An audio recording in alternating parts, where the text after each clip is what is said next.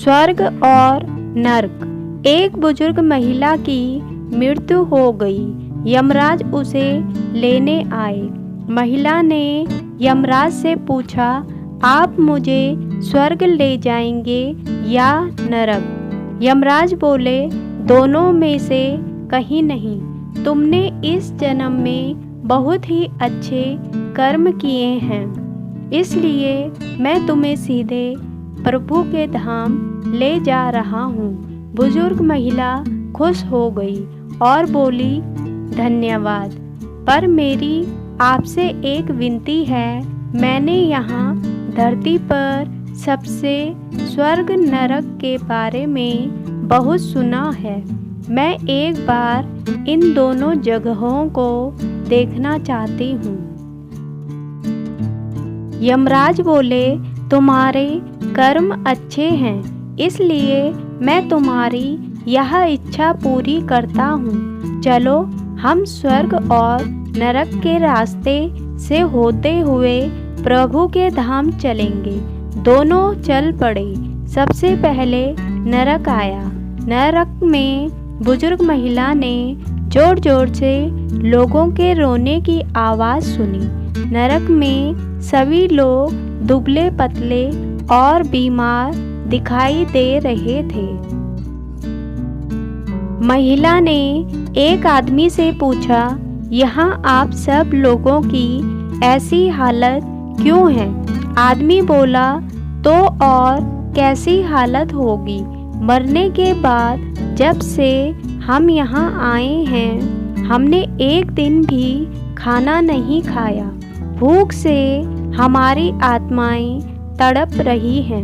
बुजुर्ग महिला की नज़र एक विशाल पतीले पर पड़ी, जो कि लोगों के कद से करीब 300 फुट ऊंचा होगा। उस पतीले के ऊपर एक विशाल चम्मच लटका हुआ था।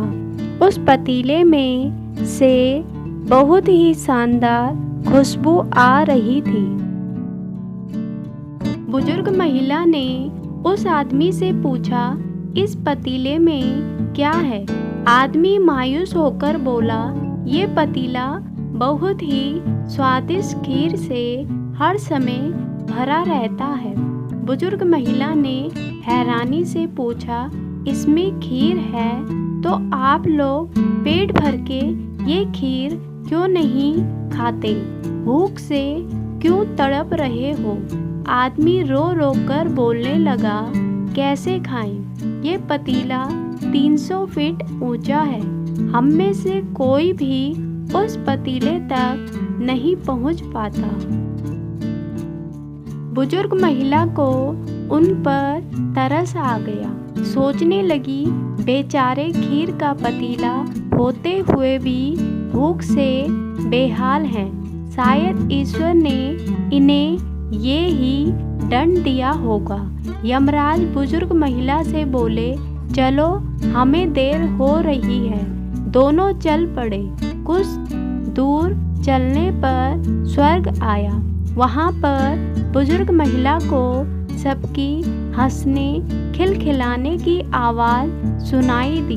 सब लोग बहुत खुश दिखाई दे रहे थे। उनको खुश देखकर बुजुर्ग महिला भी बहुत खुश हो गई। वहाँ स्वर्ग में भी बुजुर्ग महिला की नज़र वैसे ही 300 फुट ऊंचे पतीले पर पड़ी जैसा नरक में था। उसके ऊपर भी वैसा ही बड़ा चम्मच लटका हुआ था। बुजुर्ग महिला ने वहाँ लोगों से पूछा, इस पतीले में क्या है? स्वर्ग के लोग बोले, इसमें बहुत स्वादिष्ट खीर है। बुजुर्ग महिला हैरान हो गई और उनसे बोली, पर ये पतीला तो 300 फीट ऊंचा है। आप लोग तो इस तक पहुंच ही नहीं पाते होंगे। उस हिसाब से तो आप लोगों को खाना मिलता ही नहीं होगा। आप लोग भूख से बेहाल होंगे। पर मुझे तो आप सभी इतने खुश लग रहे हो, ऐसे कैसे?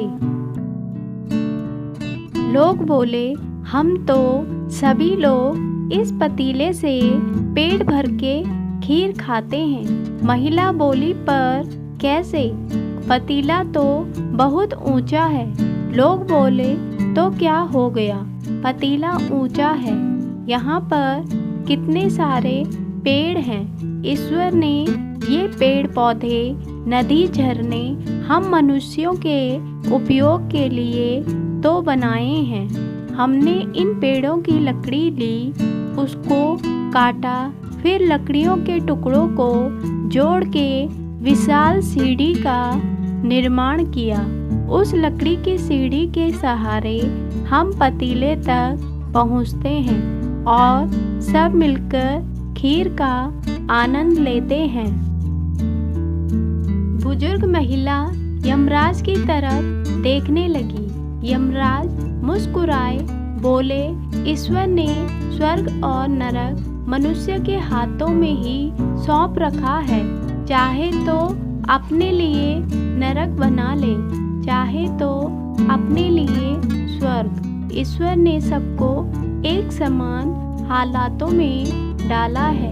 उसके लिए उसके सभी बच्चे एक समान हैं। वे किसी से भेदभाव नहीं करते।